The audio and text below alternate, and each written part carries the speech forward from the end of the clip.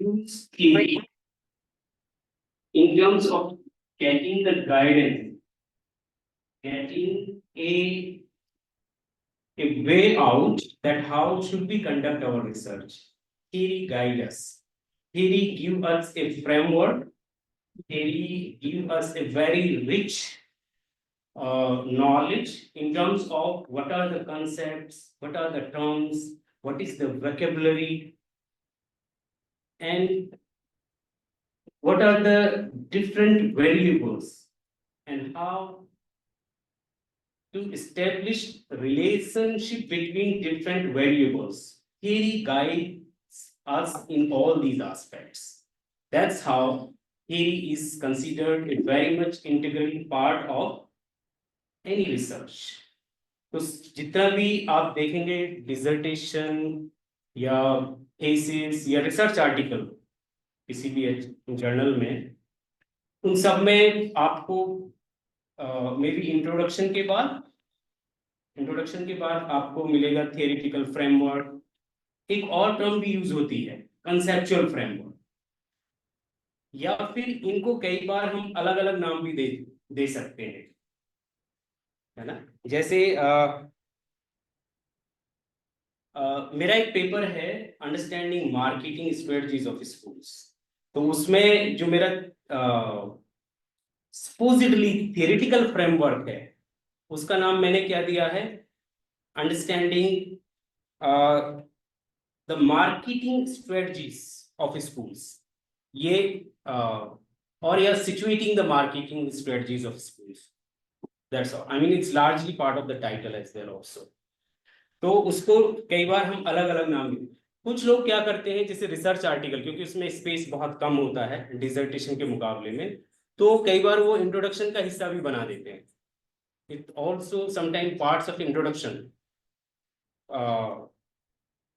Part, कि उसी में हम थियरी का या कंसेप्ट का डिस्कशन करके फिर आगे बढ़ जाते हैं और तुरंत हम सीधा फिर मैथोडोलॉजी पे आ जाते हैं।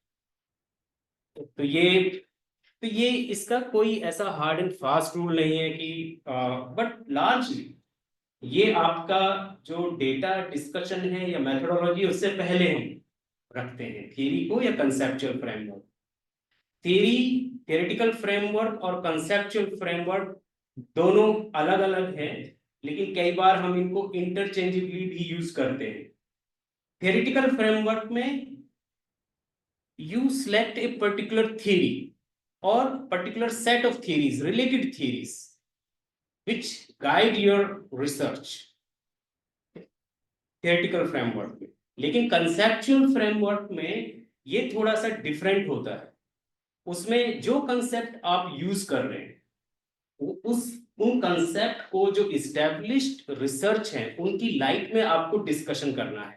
These are the concepts and these are the variables inbuilt into this particular topic, and I am looking into these conceptual categories। और वो फिर आपका बाद का जो रिसर्च जो डिस्कशन होगा, रिजल्ट डिस्कशन होगा, it will reflect in those discussion part. तो ये एक है। और थियरी इसलिए भी जरूरी है, हम आगे इसमें डिस्कशन करेंगे। ठीक है, मैं इससे शुरू कर लेता हूं। तो as I said it is very lightweight session. ठीक है, इसमें will talk about only 2 points. Of course थोड़ा डिटेल में बात कर लेंगे। 2 पॉइंट है इसमें, need and meaning of theory, और दूसरा है कि थियरी और रिसर्च में क्या रिलेशनशिप है, how to apply theory in social science research. These 2 points we will discuss. Okay,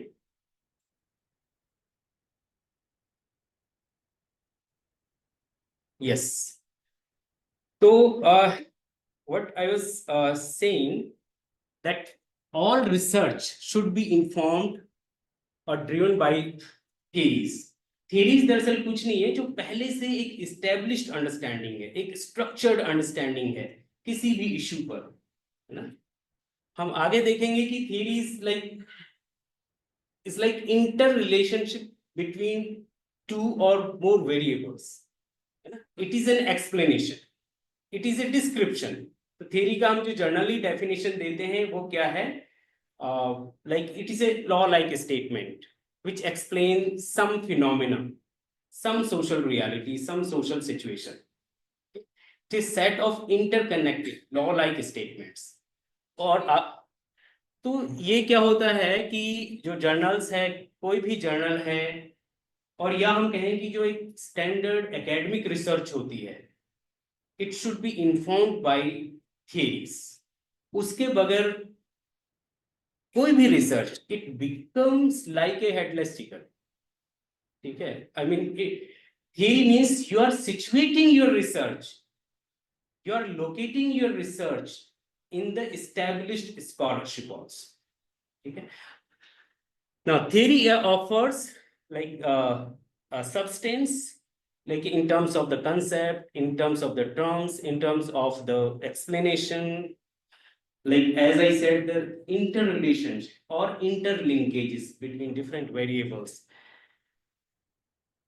And theory guide us to understand the object of analysis, what it is, and also help us to grasp the social reality and organizing our knowledge.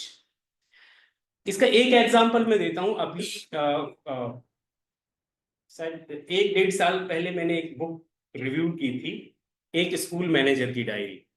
वो हिंदुस्तानी language में लिखी हुई है और बहुत अच्छी किताब है और बहुत अच्छी स्कॉलर ने लिखा है. जामिया की एक प्रोफेसर हैं फराह फारूक, उन्होंने उस किताब को लिखा है. ऑब्वियसली एक उसमें उन्होंने थ्योरीज का इस्तेमाल नहीं किया,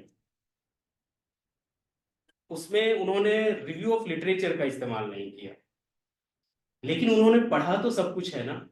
obviously she is a professor and she must have read all the literature, related literature or related theories in the field, because she's also teaching that that subject to the students. लेकिन वो किताब में वो कहती है कि I am not using and I will not use theories and review of literature. वो एकलव्य भोपाल से पब्लिश हुई है. okay, so maybe she took a liberty कि ये हिंदुस्तानी लैंग्वेज में लिखी जा रही है, आसान लैंग्वेज में उन्होंने लिखा उसको ये इस पर्पज से कि लोग उसको पढ़ सके. लेकिन उसका दूसरी किताब जो आई है अभी रिसेंटली, उसको भी मैं रिव्यू कर रहा हूँ, एक जर्नल से मेरे पास आई है वो किताब.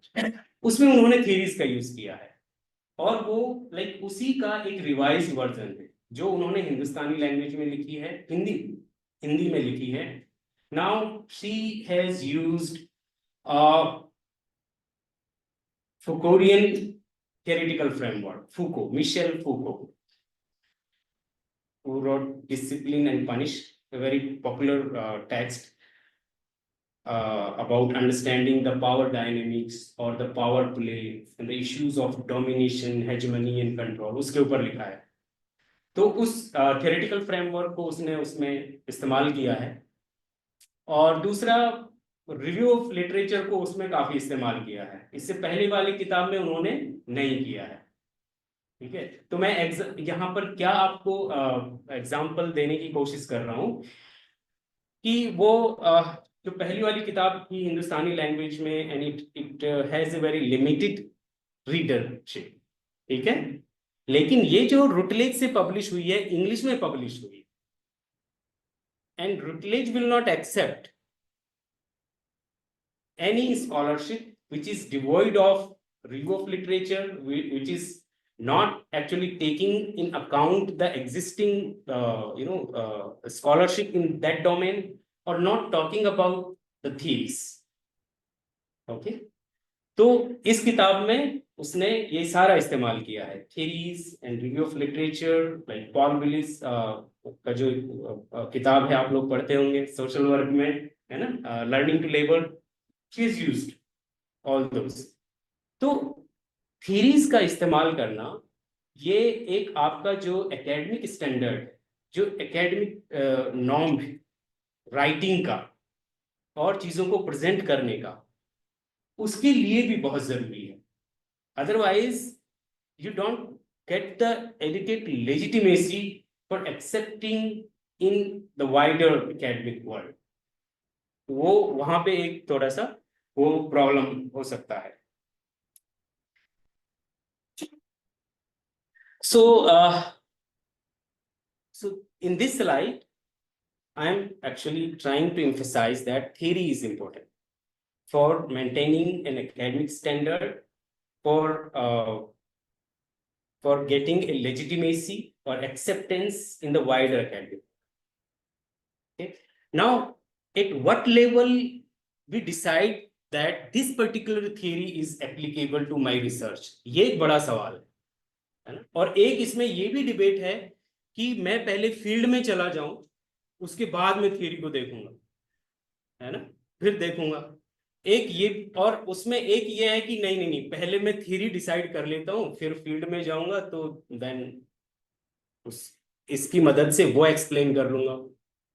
और कुछ एक वो जो सवाल मैंने पहले बोला कि पहले डेटा इकट्ठा कर ले, फील्ड में चले जाएं, उसकी वो डेटा किस तरह का है, तब मैं थियरी को, रिलेवेंट थियरी को अप्लाई कर लूंगा, है ना। तो दीज आर टू थिंग्स, और इसमें लोगों का अलग अलग राय है। But in large number of people, opinion, generally we accept that first we should know theory, है ना। We should know theory, and we should have a decision that ये theoretical framework, ये theories मेरे काम के लिए relevant है। अब वो कैसे डिसाइड करना है? We do literature review. Literature review is the gateway, or literature review provides a very a significant opportunity to decide about theoretical framework also ना। रिसर्च गैप तो एक प्राइमरी फोकस होता ही है उसका। लिटरेचर रिव्यू में obviously हम बहुत सारी चीजें ऑब्जर्व करते हैं। I am focusing on, you also observe which theory is relevant, क्योंकि लिटरेचर रिव्यू करेंगे आप अपने एरिया में, जो भी आपका फील्ड है, जिस टॉपिक पर आप रिसर्च कर रहे हैं उस एरिया में आप लिटरेचर रिव्यू करेंगे। और ऑब्वियसली जो लिटरेचर आप रिव्यू कर रहे हैं उन्होंने थियरी भी अप्लाई की होगी, उन्होंने कंसेप्ट्स भी लिए होंगे, है ना, उन्होंने डेटा को एनालाइज भी किया होगा in the light of some particular theory. तो वो सारी चीजें भी तो आप जान जाएंगे ना? इसके तो लिटरेचर रिव्यू में आप बहुत सारी चीजें ऑब्जर्व करते हैं। एक तो थियरी, वहां पर आप डिसाइड भी कर लेते हैं कि कौन सी थियरी सही रहेगी, कौन सा थियरिटिकल फ्रेमवर्क मुझे लेना चाहिए, है ना, which theories are best explaining, और maybe explain like best to examine the data. जो डेटा मुझे इकट्ठा करना है, obviously you also decide the objectives of your research, questions of your research, उनका लाइट में आपको आपका क्वेश्चनर बनाना है, सारी चीजें। सो in the stage of literature review itself, you decide which theory is applicable for your research. वहीं पर ये डिसीजन हो जाता है। और ऑब्वियस क्योंकि इसमें आपने ज्यादातर एमए के स्टूडेंट हैं, लिटरेचर रिव्यू के लेवल पर आपको बहुत सारी चीजें ऑब्जर्व करनी चाहिए। इवन साइटेशन, रेफरेंसिंग, वर्बिटिम को कैसे कोट करना है, डेटा को कैसे कोट करना है, एवरीथिंग। कुछ जो रिसर्च आर्टिकल जो बहुत अच्छे से आपके एरिया को टच करते हैं, लाइक उनको आप एकदम बाइबल के पेजेस की तरह रीड करें बार बार, और उनको अच्छे से ऑब्जर्व करें, तो वो आपको गाइड करेंगे कि what, how you should go about. Okay, next is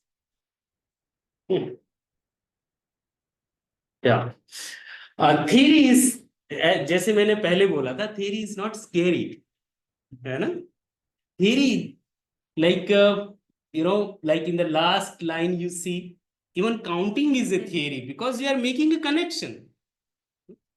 That digit 3 is connected with 2 and connected with 4, इसके बाद 4 आएगा, उससे पहले 2 है, it is very well connected. तो थियरी में क्या है, you connect the set of variables and then you explain some social phenomenon। in fact, जब आप अपनी रिसर्च के लिए सोचना शुरू करते हैं, जब आप उसके लिए पढ़ना शुरू करते हैं, तो आप सीधे सीधे थियरीज में उतर जाते हैं।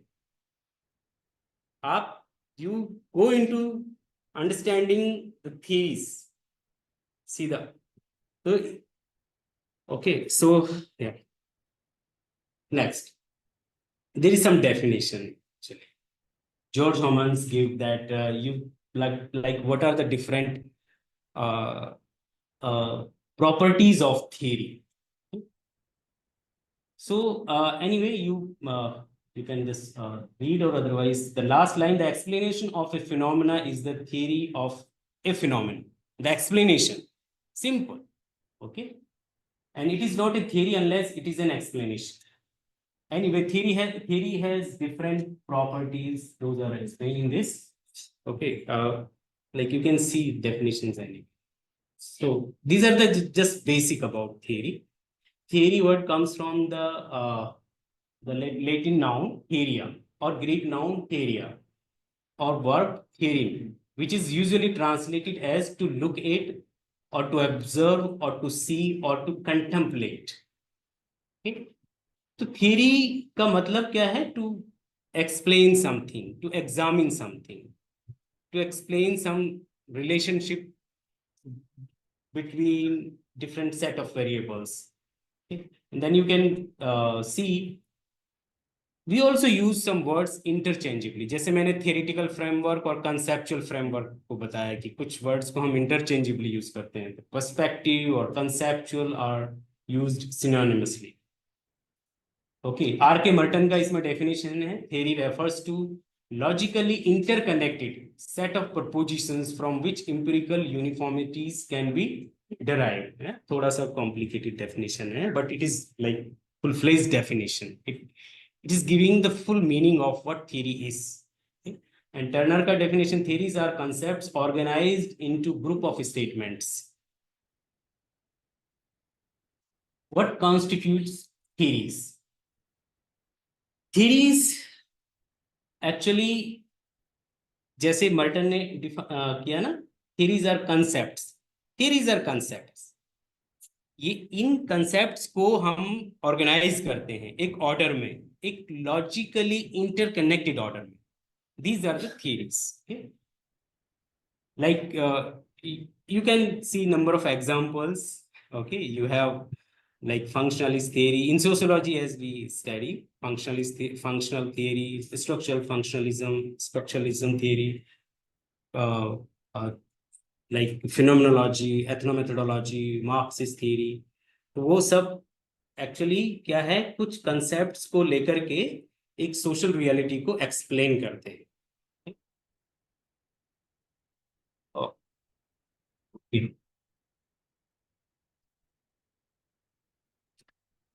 These are just like what are those concepts. And then there are different types of concepts also. कुछ concepts होते हैं बहुत concrete, specific चीज को बयान करते हैं. कुछ variable होते हैं nature, है ना, in terms of degree, like good, bad. These are the concepts. Okay, so I'm not going into these details क्योंकि मुझे लग रहा है कि ये maybe you are not ready to, है ना? हाँ, देखो. इसलिए मैं बोल रहा हूँ कि थोड़ा लाइट वेट रहेगा तो चल जाएगा. एंड ऑल्सो मैं भी इसी माइंडसेट से आया हूँ कि वो पूरी तरह से तो मैं सारी चीजों को नहीं समझा सकता. You consider this session as a primer. Okay, or take it as a starting point and then build on that. Whatever small understanding you gain here, build on that understanding. Maybe in interaction with your teachers, your friends, your seniors, or the literature which is available in your libraries. Okay. Theory, features of theory. Theory is abstract, means that theory is not pointed by particular time and space. Theory's applicability is wider. Okay, like जो हमारी research होती है वो ज्यादातर inductive research होती है.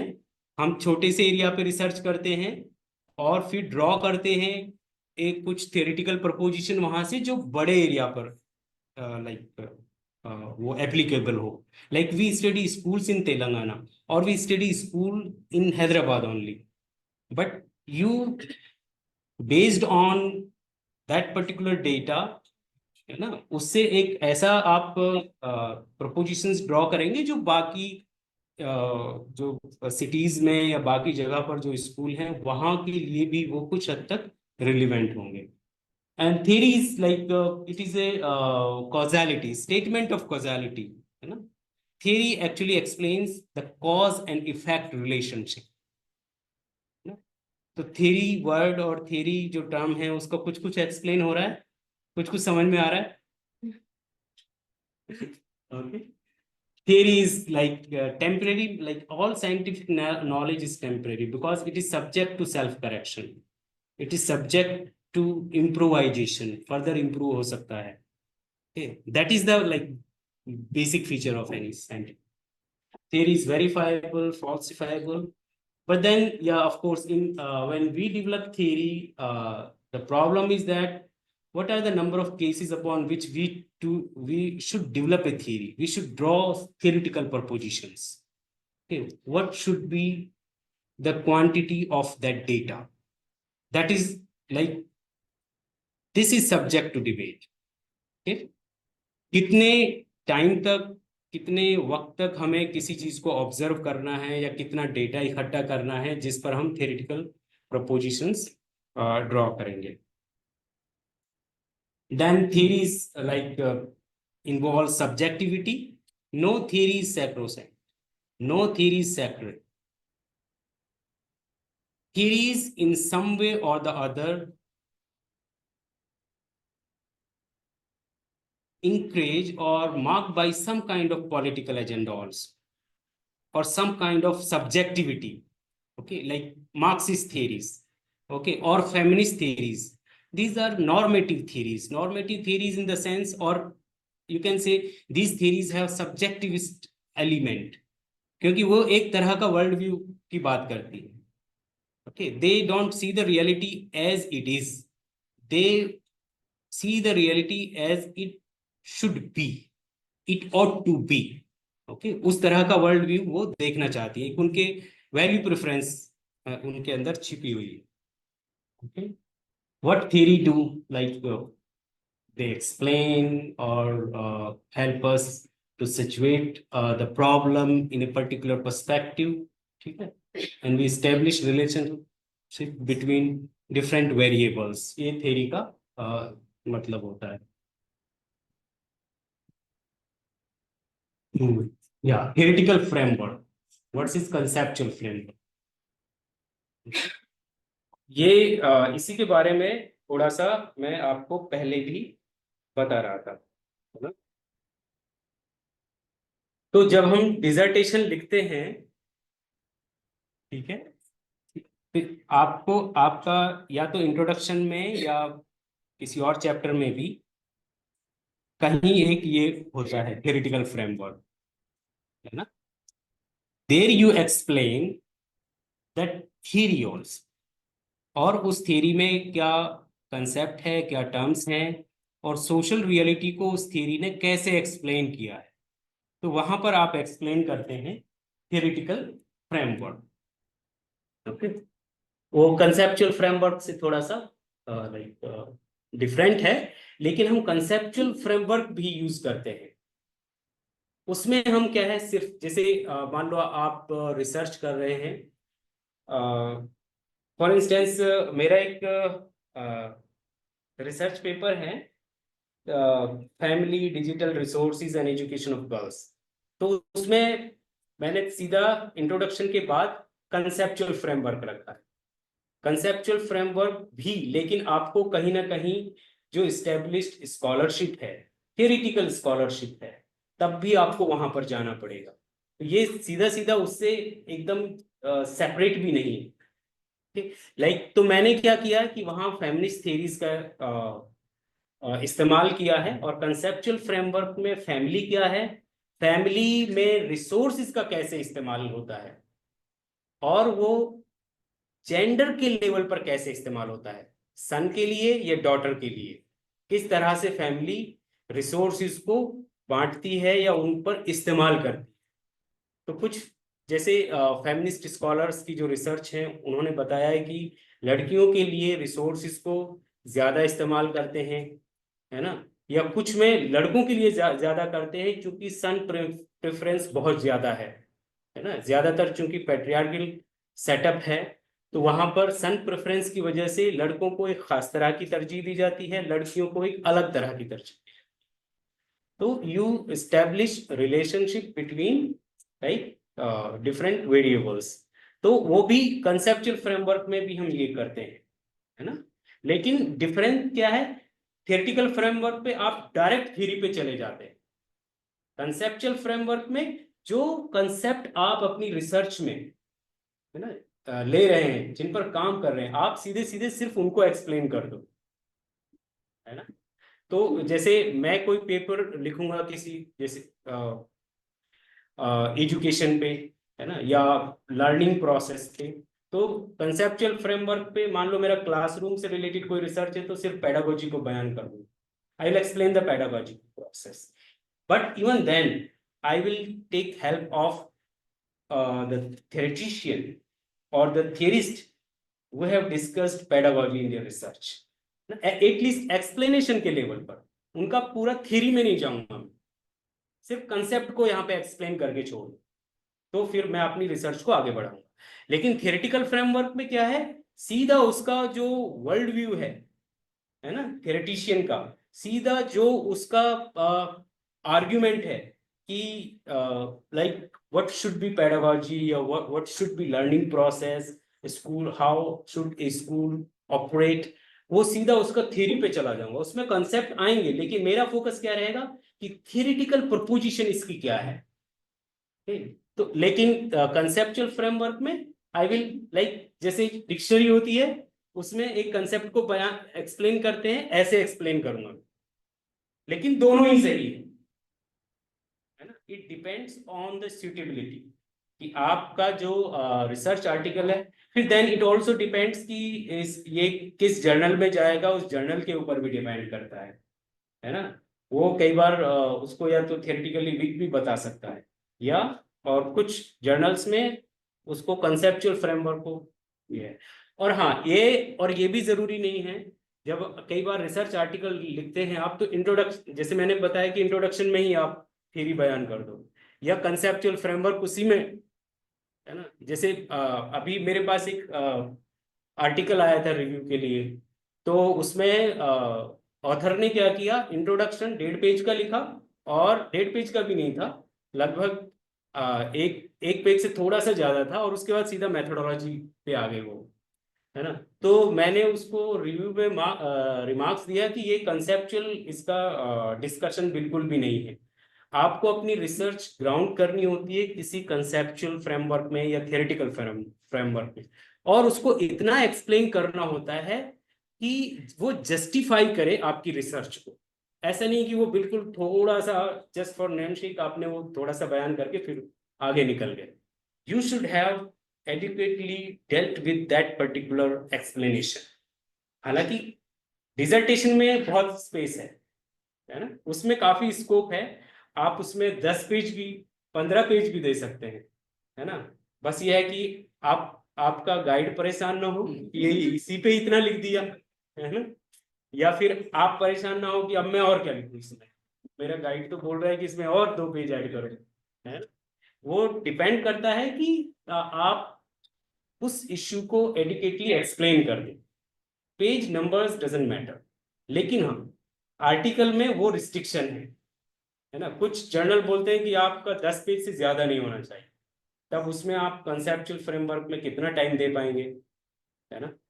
और लेकिन ज्यादातर जो स्टैंडर्ड जर्नल होते हैं, स्कोपस इंडेक्स या वेब ऑफ साइंस वाले जो जर्नल्स हैं, उनमें स्कोप ठीक होता है लिखने के लिए, आप आराम से इवन उसमें 2-3 पेज भी आप डिस्कशन कर सकते हैं कंसेप्चुअल फ्रेमवर्क पे, थियोरेटिकल फ्रेमवर्क के, क्योंकि वो उनका होता है कि आप आराम से 20-25 पेज में लिखो आर्टिकल, है ना? तो वहां पर काफी स्पेस होता है। तो कितना टाइम हो गया, ज्यादा सीरियस तो नहीं हो रहा है। भारी तो नहीं? Up to this point you can ask some question. हाँ।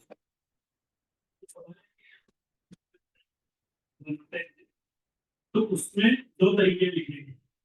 एक तरीके आप ये लिखते हैं कि मैं आपसे इस फ्रेमवर्क को इस्तेमाल करूंगा, किस तरीके से लिखते हैं। एक तरीके she is not using master study or any kind of way, but she is applying those theories like type of the text. Which is a good, way of writing. It should be clear or you just write in a technical concept. अगर मैं उसको explain जैसे हम लिखते हैं अगर मैं लिख रहा हूँ को अप्लाई किया है, ऐसे मैं एक्सप्लेन करूंगा कि मैंने ये किया तो उसके हिसाब से लिखूंगा कि कुछ है।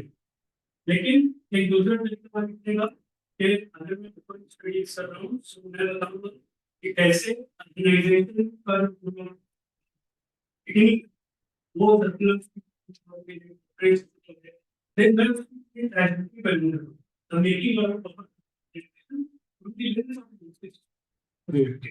I'm not taking it.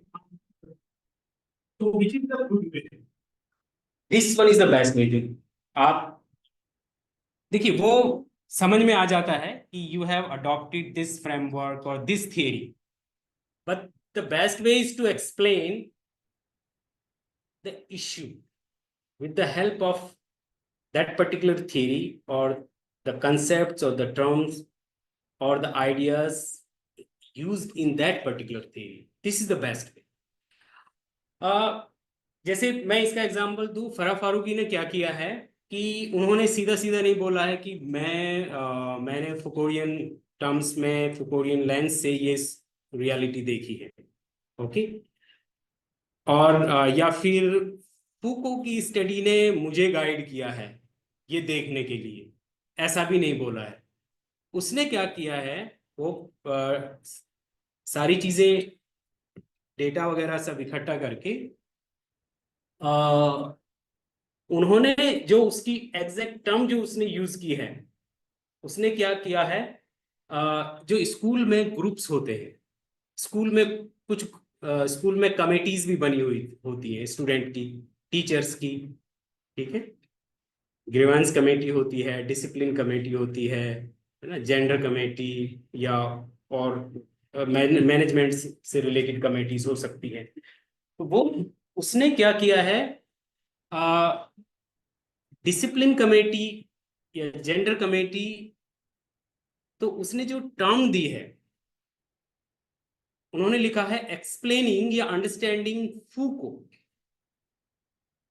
Through the lens of gender committee.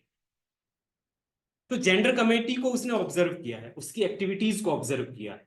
Discipline committee को उसने ऑब्जर्व किया है, उसकी एक्टिविटीज को उन्होंने समझा है। तो अब वो क्या लिख रही है, understanding Foucault through the lens of gender committee and discipline committee. लेकिन ये लिबर्टी तो कोई प्रोफेसर ही ले सकता है ना, है ना। तो हम क्या करेंगे, हम फूको के कॉन्सेप्ट को लेंगे, लेकिन फिर भी उन्होंने शुरू कैसे किया है, उन्होंने शुरू किया है कि फूको का डिसिप्लिन एंड पनिश में जो कंसेप्ट है डिसिप्लिन का, कंट्रोल का या डोमिनेशन का, वो क्या है। उसके बाद फिर उसने जो जेंडर कमेटी है या डिसिप्लिन कमेटी है उसको एक्सप्लेन किया है कि उसमें पावर डायनेमिक्स क्या है, उसमें स्ट्रेटजीज क्या लोग अपनाते हैं, उसमें लोग एक दूसरे को कैसे डोमिनेट करते हैं, कंट्रोल करते हैं, कैसे दबाते हैं, और किस तरह की लैंग्वेज इस्तेमाल करते हैं कंट्रोल करने के लिए। ये फूको इन्हीं बारीकियों के बारे में बात करता है ना। फूको एक्सप्लेन्स और examines all these minute details of controlling, dominating and hegemonising, है ना। तो वो उसने क्या किया है फराह फारूकी ने कि ये जेंडर कमेटी है, डिसिप्लिन कमेटी है, अब इसके जरिए हम फूको को समझते हैं, ओके। उसने थोड़ा उलट दिया है उसको, okay. But the best way is like you explain that theory, और उसका concept to take it, okay. और आप एक थ्योरी से ज्यादा थ्योरी भी ले सकते हैं रिलेवेंट, ओके। लाइक कई जगह इन्होंने बॉर्ड्यू को भी इस्तेमाल किया है फारूकी, फूको के साथ साथ, लेकिन ये थ्योरीज कॉन्ट्राडिक्ट नहीं करती हैं आपस में, दैट इज द थिंग। लेकिन जो थ्योरीज कॉन्ट्राडिक्ट करती हैं और उन उन कई थ्योरीज को आप लेंगे, then it may be problematic. So you can take relevant set of theories, maybe 2 or 3, but not like वो नहीं तो बहुत सारा हो जाए। framework in this. Yes, even conceptual framework you can take, but not both. Not both. Only ना? Only one. Okay. कोई एक उसमें से लेंगे आप। तो अगर theoretical framework लेंगे तो you directly going into the theory, the world view of that theorist, है ना, how that particular theorist is seeing the social reality, explaining the social world, क्या होना चाहिए क्या नहीं होना चाहिए, वो भी आ जाएगा उसमें, ओके। लेकिन जब कंसेप्चुअल फ्रेमवर्क लेंगे तो कॉन्सेप्ट, मार्केट का कॉन्सेप्ट क्या है ना, अब उसमें मार्क्स और एडम स्मिथ और किसी को भी, आप कीन्स को किसी को भी ले लेंगे, है ना, कैपिटलिज्म का कॉन्सेप्ट क्या है, फिर आप सिर्फ कैपिटलिज्म को बयान करेंगे, लेकिन और थ्योरीज का इस्तेमाल कर लेंगे, है ना। But when you are taking theory like Marxist theory, तो उसी के हिसाब से कैपिटलिज्म को आप बयान करेंगे। तो दैट, ये थोड़ा सा, तो बहुत तरह की थ्योरीज हैं, like it depends on your topic और योर अंडरस्टैंडिंग और सुटेबिलिटी ऑफ योर टॉपिक, जिसमें आप बेस्ट एक्सप्लेन कर सकें। हाँ बिल्कुल, इट इज देयर, है ना। वेबर भी कहता है, he talks about value free sociology, but then he also talks about value relevance. value relevance, आपका वैल्यू इंपॉर्टेंट है ना। और ये अभी तक का जैसे पोस्ट पॉजिटिविज्म की जो पूरी डिबेट है ना, इसमें आपका वैल्यू, आपका subjectivity, it is meaningful, okay, it is acceptable, but to a certain extent, है ना, पूरी तरह। तो वेबर क्या बोलता है कि जब तक आप टॉपिक डिसाइड करें और, है ना, फील्ड डिसाइड करें, एरिया डिसाइड करें, up to that extent your subjectivity is perfectly okay. अपना पर्सनल ख्याल रखो, ये भी देख लो कि यार वहाँ डेटा मुझे मिलेगा या नहीं मिलेगा, वहाँ के लोग, है ना, वहाँ मुझे रहने के लिए या वहाँ जाने के लिए मेरा सेफ्टी का इशू होगा, ये सारी चीजें, like you should decide on this. लेकिन जब आप फील्ड में चले जाएं, आप डेटा इकट्ठा करें या उसका एनालिसिस करें, then you control your subjectivity, okay. तो वो भी एक डिबेट है।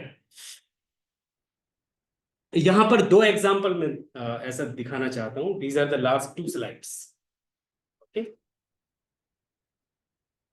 ये एक किताब है, पैट्रिशिया बर्श ना, ये अमेरिकन स्कॉलर है। तो इसने क्या है, फिनोमेनोलॉजिकल पर्सपेक्टिव को यूज किया है, और एक क्या है, न्यू इंस्टीट्यूशनलिज्म, 2 थ्योरीज का इस्तेमाल किया है, क्योंकि ये इसका टॉपिक का डिमांड है, ओके। ठीक है, तो पहले में क्या है कि जो एक्टर्स हैं या पॉलिसी मेकर या जो पॉलिसीज को एग्जीक्यूट करते हैं, है ना, या जो पॉलिसी से बेनिफिट होते हैं, वो एक्टर्स का जो इंटरप्रिटेशन है, उनका जो व्यू है, ओपिनियन है, उसको जानना है। तो आप फिनोमेनोलॉजिकल थ्योरी को ले लिया यहाँ पर, ओके। लेकिन इसको क्या है, इसको मार्केट और प्राइवेटाइजेशन को भी देखना है, तो एक दूसरा फ्रेमवर्क भी इन्होंने लिया है। In addition I also employed ideas from the new institutionalism and critical studies of education market as a frame of understanding developments in the area of privatization, in the area of like school education. The new institutionalism is particularly important. अब वो बता भी रहा है इसमें, ये एक short note मैंने वहां से लिया है, अदरवाइज इसने काफी लिखा है उस पर, क्योंकि ऑब्वियसली बुक है, तो बुक में काफी स्पेस होता है। आपका थियोरेटिकल फ्रेमवर्क वहां 10-12 पेज में भी जा सकता है ना, अगर इतनी डिमांड है तो, है ना। उस पर डिपेंड करता है। तो इन्होंने पूरा वो एक्सप्लेन भी किया है कि वो जो प्राइवेट फर्म्स हैं, है ना, वो उनके पास भी उसको जाना है, जो इंस्टीट्यूशंस हैं वहां पर भी उनको डेटा इकट्ठा करना है, दैट्स, और उनको समझना है, that's why she is applied to theoretical framework. तो ये उन्होंने एक तरह से, आप ये समझिए कि उनका थियोरेटिकल फ्रेमवर्क है।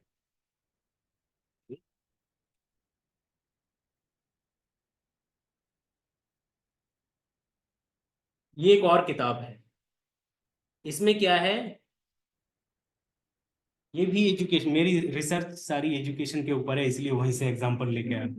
ठीक है, तो इसमें इन्होंने क्या किया है कि एक सोशल कंस्ट्रक्शनिस्ट पर्सपेक्टिव है, ठीक है, उसको इस्तेमाल किया है। अब उसमें क्या है, कई सारे स्कॉलर्स हैं, तो यहाँ पर वो भी रिस्ट्रिक्शन नहीं है कि किसी एक को ही देखना है ना, आप पूरा वो जैसे फिनोमेनोलॉजी, उस पे कई बहुत सारे लोगों ने लिखा है, तो आप सिर्फ एक थिंकर को रिस्ट्रिक्ट नहीं करेंगे। और अ, उस थ्योरी को जिन लोगों ने अपनी रिसर्च में अप्लाई किया है, आप वो लिटरेचर भी यहाँ पे ला सकते हैं, यानी लिटरेचर रिव्यू से भी चीजें यहाँ ला सकते हैं आप, थियोरेटिकल फ्रेमवर्क में ओपन है यहाँ पर डिस्कशन। ठीक है, बशर्ते कि वो स्कॉलर जिसका आप साइटेशन यहाँ करना चाहते हैं, उसने इसी थ्योरी को अप्लाई किया हो, है ना, इसी के तहत उसका कुछ फाइंडिंग हो, कुछ ऑब्जर्वेशंस हो या एप्लीकेशन हो, तो even that can become part of your theoretical framework, है ना। तो इसमें ऐसा भी नहीं है कि पूरा ओरिजिनल राइटिंग पढ़ना है, मार्क्स का कैपिटल पढ़ के ही आप मार्क्सिस्ट थ्योरी को करेंगे, है ना। तो इनफैक्ट एमए लेवल पे you can take some liberty कि ओरिजिनल नहीं पढ़ना है, तो हम, लेकिन एमए फिर भी कुछ तो पढ़ सकते हैं। तो ये है, this is another example. Now the session is open for questions and answer. आप हम डिस्कशन कर सकते हैं।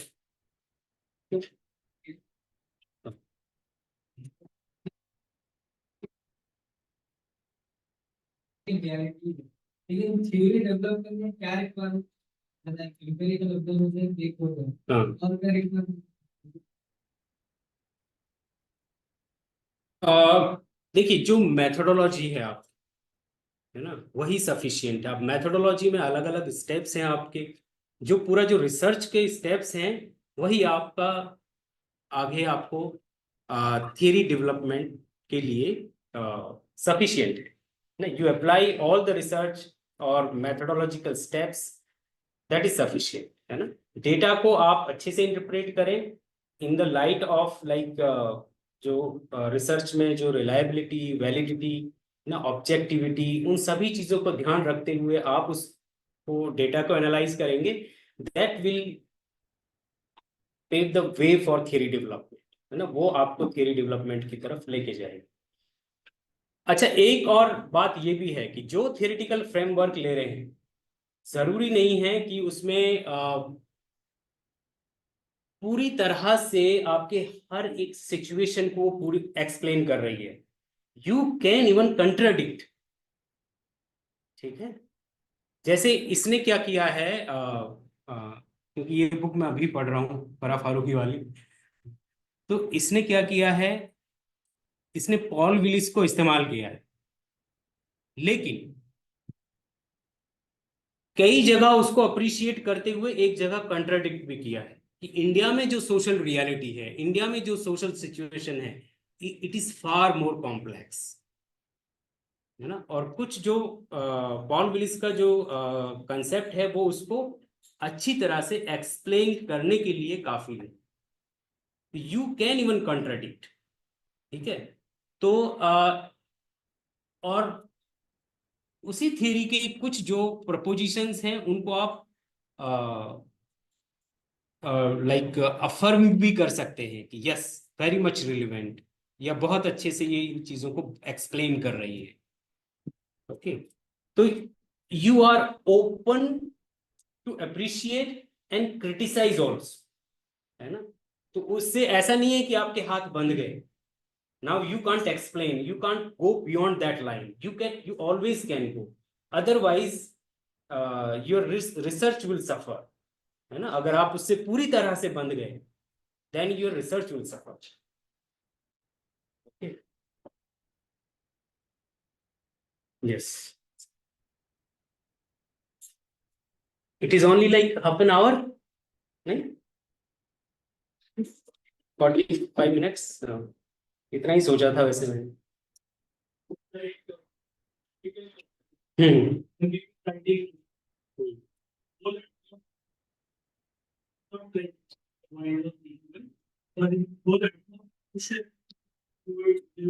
Concentrating just the data collection. So when you are starting your presentation 1 year before or some more time, discuss, you can train your critical framework, you apply the theories in research. तो वो क्या practical approach होना चाहिए presentation को plan करके उसको उस तरीके से. Yes. डेटा कलेक्शन से पहले you should give sufficient time, है ना, फॉर रीडिंग. और मुझे लगता है कि डेटा कलेक्शन पे अगर ज्यादा फोकस करेंगे और बाकी प्रोसेस पे फोकस नहीं करेंगे तो like you will be misguided, है ना? क्योंकि डेटा कलेक्शन और डेटा एनालाइज करना, दैट विल नॉट हैपन अगर आप पूरी तरह से या एक खास लेवल की मैच्योरिटी यहाँ पर हासिल नहीं करते हैं कि थ्योरी क्या है, कौन सी थ्योरी को मैं अप्लाई कर रहा हूँ, और ये थ्योरी किस तरह से सोशल इशू को एक्सप्लेन करती है. You should gain a full understanding of your theoretical framework. और उसके लिए ऑब्वियसली उसके साथ साथ रिसर्च गैप और ये सारी चीजों पे आपको टाइम लगाना है. और ऑब्वियसली उसके लिए लिटरेचर रिव्यू बहुत इंपॉर्टेंट है. लिटरेचर रिव्यू अगर आप नहीं करते हैं और सीधा आगे की चीजों पे चले जाते हैं तो this will not actually help us, है ना? और एक और चीज, ज्यादातर जो प्रॉब्लम मैंने डिसर्टेशन में देखी है अभी तक, जितना भी मेरा लिमिटेड एक्सपीरियंस है, हम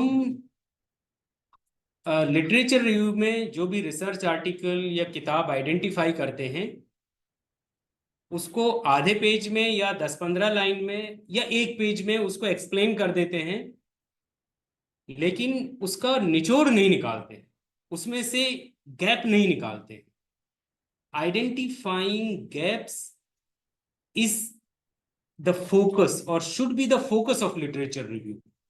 कि क्या नहीं हुआ है, कौन से क्वेश्चंस हैं जो अभी तक टच नहीं हुए हैं, क्या करना है. क्योंकि लिटरेचर रिव्यू से ही तो आपके ऑब्जेक्टिव्स तैयार होंगे. Your research questions will come out of the literature review. Your theoretical framework, your concepts, everything will come through literature review. आपको अपने इशू का टर्मिनोलॉजी, कॉन्सेप्ट्स, टर्म्स, है ना, और वोकैबुलरी सब लिटरेचर रिव्यू से पता चलता है ना? तो दैट नीड सफिशिएंट टाइम. वो पूरा आपको, मुझे लगता है कि आप अगर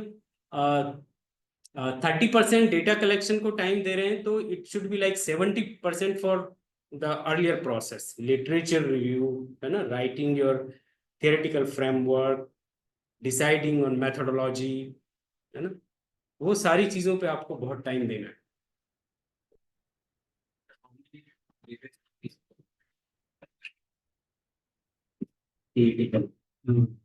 फ्रेमवर्क और research gaps, it depends on like your topic, and also you will be able to realize that कि अब ये पूरा एग्जॉस्ट हो गया है. वो एग्जॉस्शन के पॉइंट तक आपको पहुंचना है. जब आप वहां तक पहुंचेंगे तो आपका रिसर्च गैप सफिशिएंट आ जाएगा, and you will be very much familiar with the concepts, terms, vocabulary, theories, concepts, सबसे familiar हो जाएंगे, है ना? ऑफ कोर्स टाइम तो लिमिटेड होता है, ऐसा नहीं है कि हम हमारा डिसर्टेशन का लाइक मैक्सिमम 1 साल होता है या 6 महीने होता है, उसमें बहुत ज्यादा हम टाइम दे सकते हैं। बट इन एन एवरेज अगर उसको क्वांटिटी में देखें तो I think you should reach out at least 50-60 studies in your area, okay, and those should be of very standard, है ना, not like pirated journals or like substandard books.